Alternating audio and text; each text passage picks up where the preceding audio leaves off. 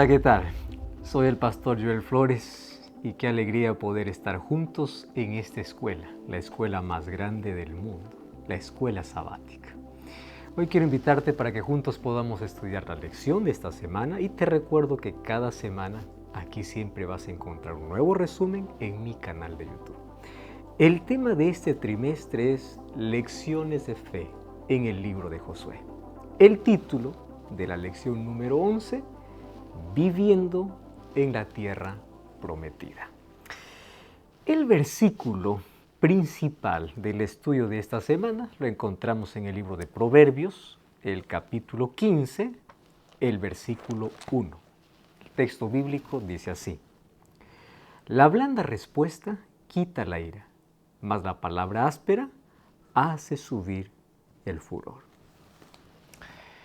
El propósito del estudio de esta semana es invitarnos a vivir en comunidad de manera que refleje la unidad que Dios desea para su pueblo, especialmente para este tiempo, el tiempo del fin. Está comenzando tu resumen de la lección de Escuela Sabática. Antes de comenzar con la lección de esta semana, déjame tomar solo 30 segundos para decirte algo importante. Si últimamente te sientes lejos de Dios, si tu fe se ha vuelto rutina, si oras pero parece que nadie te escucha, si sientes que la presencia de Dios se ha apagado, si alguna vez pensaste que Él no hablaría contigo, si estás perdido sobre el camino que tomar, si dudas de cuál es la voluntad de Dios, si te duele ver que las cosas no cambian, o simplemente anhelas volver a escuchar su voz, entonces el Dios que habla es para ti. Es un devocional gratuito en audio hecho junto con Nuevo Tiempo. 15 días para reconectar tu corazón con la voz de Dios. Puedes comenzarlo ahora mismo escaneando el código QR en pantalla o desde el link que aparece en la descripción. Dios sigue hablando y quiere hablarte a ti. Ahora sí, vamos con la lección. Vivir en comunidad trae muchas alegrías, pero también puede generar tensiones y conflictos. Cuando personas con distintas ideas y costumbres se unen para alcanzar un mismo objetivo, es natural que puedan surgir en el camino siempre malos entendidos. En la Biblia vemos un ejemplo en Josué capítulo 22, cuando las tribus que habitaban al otro lado del Jordán fueron mal interpretadas por construir un altar. Aquello que casi provocó una división en el pueblo, aun cuando su intención obviamente no era rebelarse. Esa historia nos recuerda lo peligroso que es apresurarnos a juzgar y lo importante que resulta siempre mantener la unidad. Hoy como iglesia necesitamos aprender a escuchar, aprender a dialogar y no dejarnos llevar por las apariencias ni por las intrigas, porque nuestro llamado es más grande que cualquier diferencia. Eso es justamente lo que estudiaremos durante esta semana. Cómo vivir en comunidad de manera que refleje la unidad que Dios desea para su pueblo. ¿Recuerdas tú cuál fue el último pedido de Jesús narrado en Juan capítulo 17? Que todos sean uno, como tú y yo somos uno. La unidad. Cuando somos un pueblo unido, el enemigo no puede destruirnos. Satanás siempre intenta romper la unidad en la iglesia, la unidad en el hogar. Recuerda que la bendición del matrimonio es que los dos serán una sola carne. Una vez que se rompe la unidad, pues abrimos las puertas para la destrucción total. Mucho cuidado con ello. El día domingo, la lección habla sobre el compromiso. Para poder entender correctamente Josué capítulo 22, necesitamos entender un poquito el contexto. Cuando Israel estaba todavía en el desierto, las tribus de Rubén, Gad y la media tribu de Manasés pidieron a Moisés quedarse a vivir en las tierras al este del río Jordán. Eso lo encontramos en el libro de Números, capítulo 32. Con ese pedido, pues Moisés aceptó, con la condición de que sus hombres fueran a la guerra junto con el resto de Israel para conquistar Canaán. y que solo después podrían regresar a sus familias y luego, obviamente, a poseer su tierra. Ahora, después de muchos años de batalla, bajo el liderazgo de Josué, la conquista de la tierra prometida prácticamente había concluido. Entonces, pues Josué llama a estas tribus y reconoce que cumplieron fielmente su promesa. Les da permiso para volver a sus hogares que estaba al otro lado del Jordán. ¿Qué hace Josué? Los bendice y los despide con riquezas del botín de guerra para que ellos puedan regresar a sus casas y compartir eso junto a sus familias. ¿Será que al regresar a sus tierras al otro lado del Jordán, estas tribus lograrán mantenerse fieles a Dios y unidas al resto de Israel, aún estando ahora más distantes geográficamente? Solo había una forma de mantener al pueblo de Dios unido. Vamos al texto. Josué capítulo 22, versículo 5. El texto dice así: solamente que con diligencia cuidéis de cumplir el mandamiento y la ley que Moisés, siervo de Jehová, os ordenó, que améis a Jehová vuestro Dios y andéis en todos sus caminos y guardéis sus mandamientos y le sigáis a él y le sirváis de todo vuestro corazón y de toda vuestra alma. ¿Lo notaste? La verdadera forma de permanecer unidos como nación no dependía de la cercanía geográfica o de la fuerza militar, sino de la relación que ellos tendrían con Dios. La mirada no debía estar en sus compañeros israelitas, sino en el Señor, que Él era el centro de todo. Solo así, y a pesar de los desafíos y desánimos, ellos siempre se mantendrían fieles y unidos. Ahora, ¿por qué es importante que hoy entendamos este concepto hoy como iglesia? Porque en medio del gran conflicto en el que estamos, Satanás hará todo lo que está a su alcance para dividirnos e impedir la obra para la cual Dios nos levantó en este tiempo de la historia. La unidad no funciona solo porque la gente se proponga llevarse bien. Eso es un concepto equivocado. O tampoco unidad es porque todos piensan de la misma manera. Eso se rompe fácil cuando aparecen diferencias, distancias o problemas. Tal vez ahora mismo estás atravesando una situación difícil con un hermano, líder, con el pastor de tu iglesia local, un malentendido, una herida, una frustración, un distanciamiento. Y ahí es cuando Dios te dice: mírame a mí, no le des espacio para que Satanás te llene la cabeza. Si tú miras al otro, vas a ver defectos y muchos motivos para alejarte.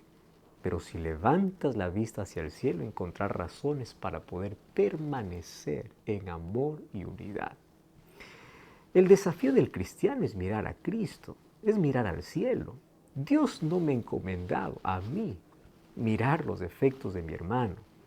Tampoco permitir que en algún momento, por cualquier circunstancia que sea, se rompa la unidad. Somos un pueblo remanente. Necesitamos ser un pueblo unido, unido en todo, unido doctrinalmente, unido a través de la palabra, unidos a Cristo. No permitamos que Satanás rompa esa unidad. Y el hecho de que tú mires el defecto en alguien no significa que todos son igual. Recuerda que un árbol podrido no significa que todo el bosque esté podrido. Entonces, luchemos para mantener la unidad. Eso nos lleva a un desafío. En lugar de poder criticar, en lugar de poder dar la espalda, extiende tu mano. En lugar de apuntar con el dedo, junta tus manos para orar. ¿Cuánto has orado por esa persona que te falló, que te frustró, que te enoja o te desanima? ¿Ya oraste por esa persona? La unidad no empieza con cambiar al otro. No es que el otro tiene que cambiar. Es algo que tú y yo no podemos hacer porque es obra del Espíritu Santo. Ahora, lo que tenemos que hacer es dejar que Dios cambie nuestro corazón, nuestra vida. La oración abre un espacio donde Dios trabaja en ti y también en la vida de la otra persona. Y así lo que parece una ruptura se convierte en una oportunidad para poder acercarte más a Dios y reflejar así su carácter. Y si en lugar de criticar, elegirías orar más por esa persona, ¿no te parece interesante? Y si la próxima vez que sientas enojo, ira, sentimiento de venganza, en lugar de eso, transformas ese sentimiento en una oración y comienzas a orar por la otra persona.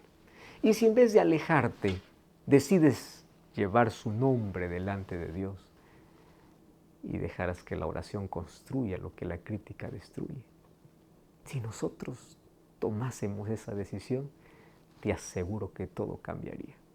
Y si hoy tú empiezas a pedir por esa persona, tanto como hablas de ella, cuando nosotros comenzamos a dar espacio para que Dios limpie nuestra mente y nuestro corazón, y mientras nos mantengamos unidos a Él, nos mantendremos unidos también como pueblo. De esa manera viviremos en paz. Es la manera como necesitamos esperar a Jesús. El día lunes, la lección habla sobre acusaciones. Quedamos en que las tribus de Rubén, Gad y la media tribu de Manasés regresaron a sus tierras al oriente del Jordán. El relato en el capítulo 22 de Josué continúa y nos dice que al llegar, esas tribus obviamente a sus casas, construyeron un gran altar allí cerca del río. Cuando el resto de Israel lo supo, pensaron que era un altar de rebelión contra Jehová. Y eso los llevó a reunirse en la ciudad de Silo y prepararse para la guerra contra sus propios hermanos. Acababan de instalarse en la tierra prometida y ya estaban a punto de entrar en una guerra civil. Ahora, antes de atacar con el objetivo de confrontar esto que parecía una apostasía, uno a veces se deja llevar por lo que parece, ¿verdad? Ellos pensaban que era una rebelión contra el Dios a quienes servían. Las tribus de Israel abrieron el diálogo con las tribus del otro lado del Jordán. Nada mejor conversar, orar, dialogar, antes de juzgar, antes de precipitadamente actuar. Y mira lo que dice Josué capítulo 22, versículo 16. Toda la congregación de Jehová dice así: ¿qué transgresión es esta con que prevaricáis contra el Dios de Israel, para apartaros hoy de seguir a Jehová, edificándoos altar, rebeldía contra Jehová? Esto es importante porque dentro de la iglesia también corremos el riesgo de vivir lo que sucedió aquí en Josué capítulo 22. A veces vemos la actitud de un hermano, una decisión que toma, una palabra que dice o una manera distinta de hacer las cosas y rápidamente pensamos, se está apartando, ya no es fiel, lo hace por orgullo. Sin darnos cuenta, caemos en el mismo error de Israel, juzgar la motivación sin escuchar primero. Nosotros vemos acciones, pero las motivaciones solo Dios la conoce. Y eso genera divisiones, críticas y hasta distanciamientos que nunca debieron existir. La realidad es que, como en Josué capítulo 22, muchas veces lo que pensamos no corresponde a lo que realmente pasa en el corazón de la otra persona. Y allí nosotros cometemos un pecado, porque juzgamos algo que no conocemos. Mucho cuidado cada vez que tú dices, ¿qué le pasó?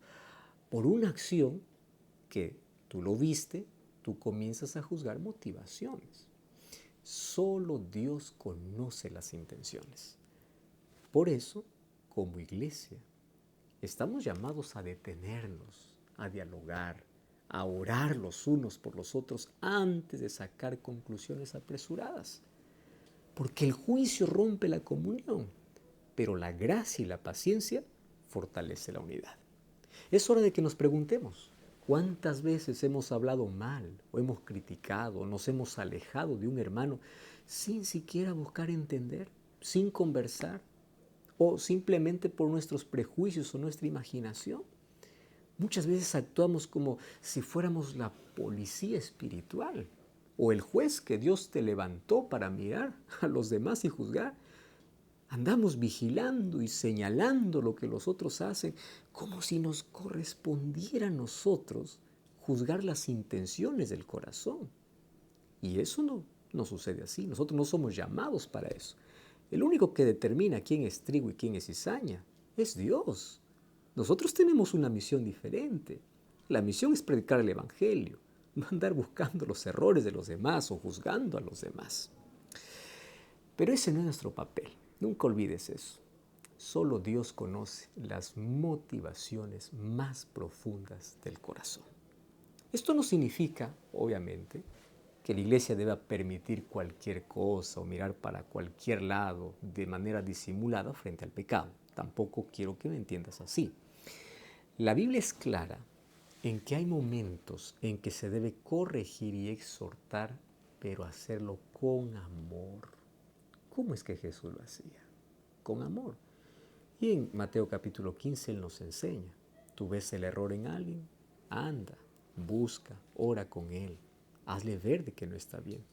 Lo que la Biblia nos advierte es que no podemos responder sin antes dialogar, sin buscar comprender qué realmente está pasando en el corazón de la otra persona. Cuando reaccionamos solo por lo que vemos, imaginamos o suponemos, caemos en juicios apresurados que hieren y no ayudan absolutamente en nada. Y Satanás tiene sus aliados para poder herir en lugar de restaurar, para poder apuntar en lugar de orar, para darle espalda en lugar de extender la mano. Cuidado con ser instrumento de Satanás para eso. La diferencia, obviamente, entre cómo poder solucionar un problema está en la actitud. No se trata de tolerar todo, sino de acercarnos con humildad, porque recuerda que tú eres pecador igual que el otro.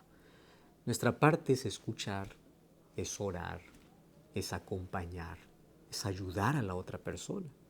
Así evitamos levantar muros que dividen y en cambio pues abrimos puertas para la restauración y el crecimiento en Cristo. Ese es nuestro deber, nuestra misión para poder mantener la unidad. Vamos para el día martes. El día martes la lección toca el tema de nuestras experiencias pasadas. Cuando ocurrió el rumor de que las tribus del otro lado del Jordán estaban levantando un altar como señal de independencia, pues Israel entero se alarmó. Y se pensó de que esas tribus estaban en una rebelión contra Dios. Y la reacción inmediata fue preparar una respuesta drástica. Sin embargo, antes de llegar a la guerra civil, el pueblo tomó una sabia decisión. Veamos lo que dice Josué, capítulo 22, versículo 13. Y enviaron los hijos de Israel a los hijos de Rubén, a los hijos de Gad y a la media tribu de Manasés, a la tierra de Galaad, a Finés, hijo del sacerdote Eleazar. El pueblo reaccionó con tanta fuerza ante el altar porque la memoria de Israel todavía cargaba con heridas del pasado. Y obviamente ellos recordaban lo ocurrido en Baal-peor. Esa historia está en Números capítulo 25.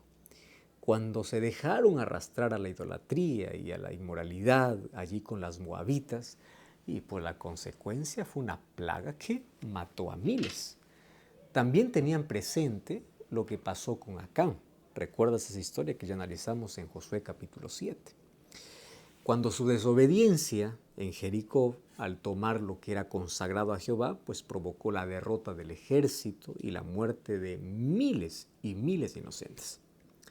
Por eso, al ver aquel gran altar junto al Jordán, interpretaron que podía ser el inicio de la misma historia, de apostasía, de idolatría, de inmoralidad, que no solo afectaría a unas pocas tribus, sino que traería la maldición como consecuencia sobre toda la nación. La reacción, aunque impulsiva, venía del temor, de poder repetir los errores que habían traído juicio sobre todo Israel allí en el pasado. Fíjate lo interesante.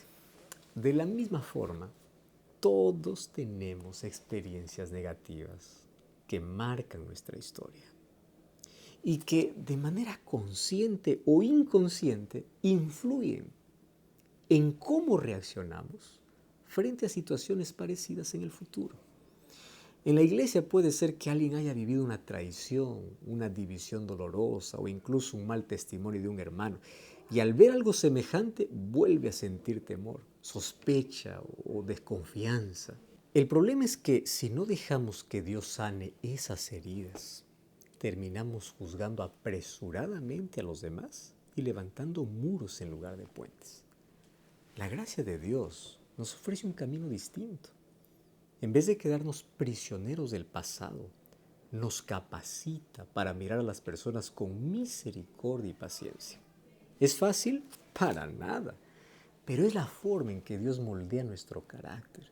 Así, las tragedias del ayer no determinan cómo tratamos a los demás, porque es el amor de Cristo el que guía nuestras reacciones en el presente, así como Dios lo hace con nosotros todos los días. Si no, ¿te imaginas cómo Dios te viera como muchas veces tú y yo vemos a los demás? ¿Te imaginas si esa historia fuese la misma? Necesitamos aprender a tener la mirada de Cristo hacia los demás, así como Cristo nos mira a cada uno de nosotros.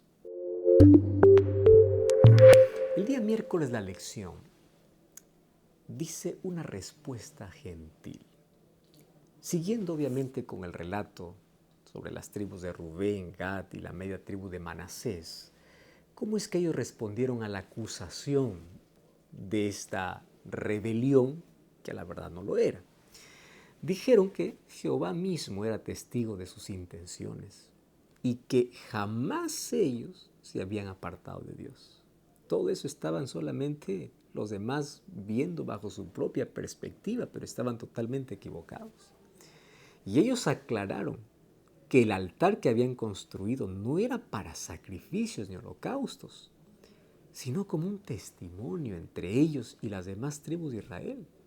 Su propósito era recordar a las generaciones futuras que también ellos, aunque vivieran del otro lado del Jordán, servían al mismo Dios que servía el resto de Israel. De esta manera, pues aseguraban que nadie pudiera decirles un día que no tenían parte con Jehová. Mira lo que dice Josué capítulo 22, verso 27.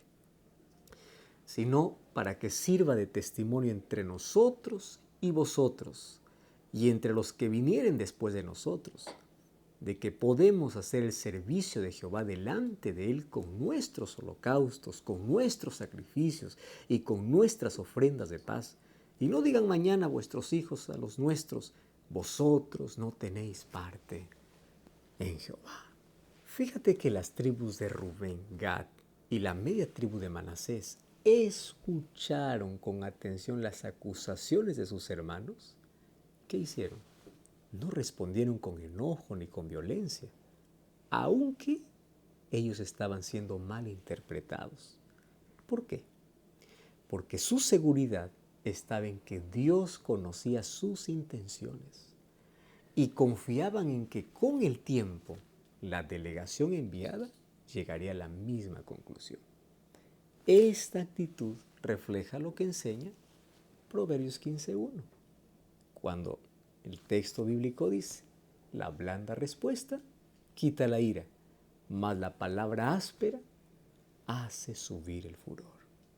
En lugar de poder avivar un conflicto que podría terminar en guerra, ellos eligieron responder con calma, con claridad, confiando en que la verdad y la presencia de Dios hablarían por ellos. Y en tu caso, ¿cómo reaccionas ante las falsas acusaciones que suceden en tu casa, en el trabajo, incluso en la iglesia? Nuestra primera reacción suele ser defendernos con enojo, levantar la voz o incluso devolver la ofensa.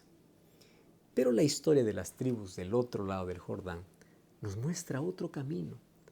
Ellas no buscaron justificarse de inmediato ni atacar a quienes los señalaban, sino que descansaron en el hecho de que Dios conocía sus intenciones. Esa confianza en el Señor les permitió responder con calma, con palabras claras, sin dejarse arrastrar por la ira. En la práctica, esto significa que cuando alguien nos malinterpreta, lo más sabio no es pelear por tener la razón, sino permitir que la verdad salga a la luz en el tiempo que Dios lo disponga. La gracia de Dios nos enseña a responder con mansedumbre y paciencia. Eso no significa quedarnos callados o aceptar lo falso, sino saber elegir qué palabras pueden edificar, aquellas palabras que traigan paz en lugar de agravar la herida, e incluso ser sabios para saber cuándo decir esas palabras. Cuando alguien nos acusa injustamente, lo normal es enojarnos, levantar la voz, herir a la persona o intentar demostrar de inmediato que tenemos la razón. Sin embargo, las tribus del otro lado del Jordán nos muestran otra forma de actuar. No se apresuraron a pelear ni a atacar, sino que confiaron en que Dios conocía lo que había en su corazón. Y esa confianza en el Señor les dio la calma necesaria para responder con claridad sin dejarse llevar por la ira. En términos prácticos, esto nos enseña que cuando alguien nos malinterpreta, necesitamos pedir sabiduría a Dios para que nos ayude a manejar estas situaciones de una manera diferente, de la manera como Cristo lo hacía. Cuidado, no se trata de quedarnos callados o de aceptar lo que no es cierto, sino de elegir palabras que ayuden a resolver el problema en lugar de hacerlo más grande.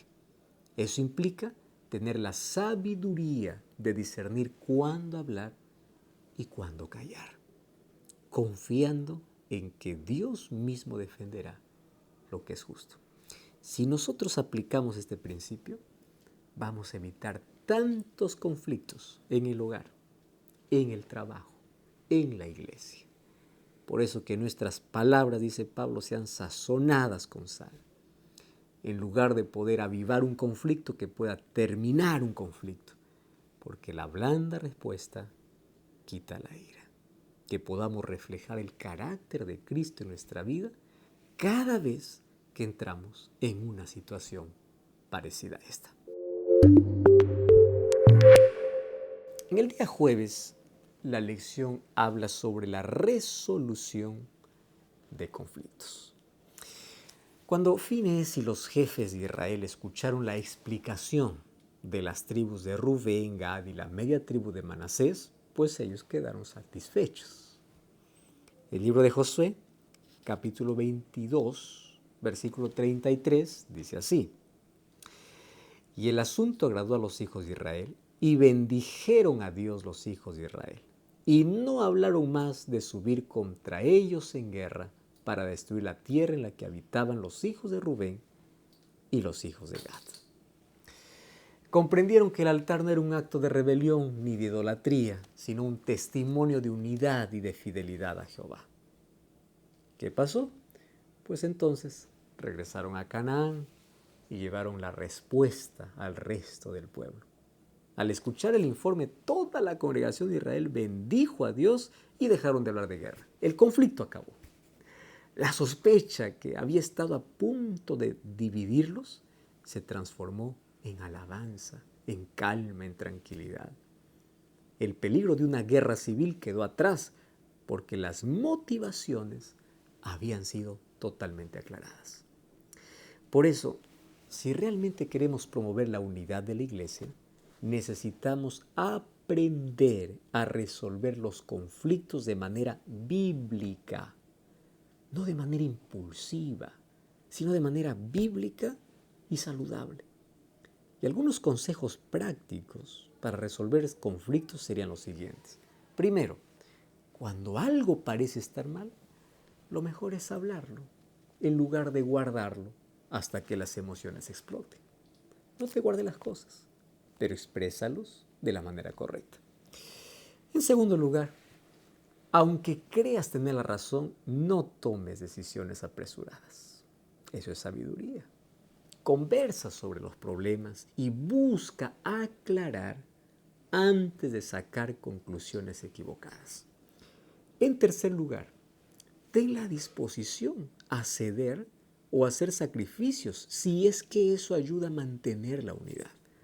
No significa aceptar lo que está mal, sino significa renunciar al orgullo o a las preferencias personales, siempre sin comprometer los principios establecidos por la palabra de Dios.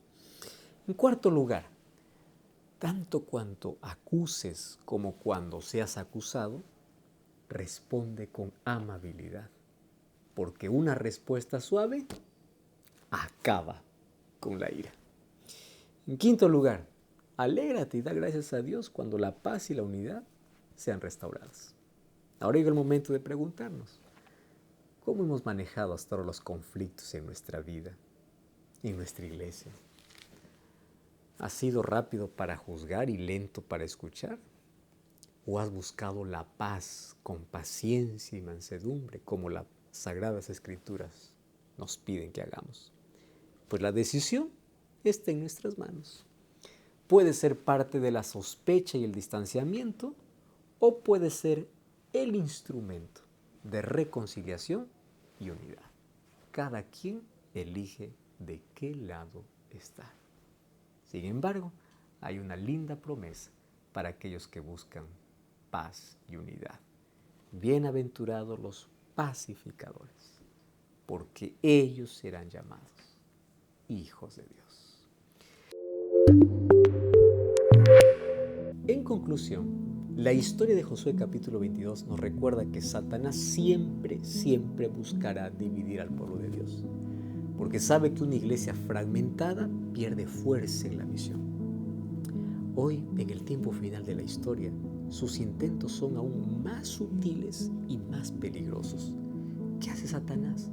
Sembrar sospechas, crear críticas, crear malos entendidos para poder desgastar nuestra comunión con Dios y quebrar la unidad con nuestros semejantes. Por eso necesitamos estar más vigilantes que nunca, aprendiendo a resolver los conflictos de manera bíblica, con diálogo, con humildad y con oración. La unidad no es un detalle secundario, es parte esencial de nuestro testimonio al mundo. Y como iglesia remanente, nosotros hemos sido levantados por Dios con una misión clara: promover o proclamar la verdad. Y esa verdad presente que debe estar en nuestros labios, anunciando el regreso de Jesús. Pero no podremos hacerlo si permitimos que el diablo nos divida.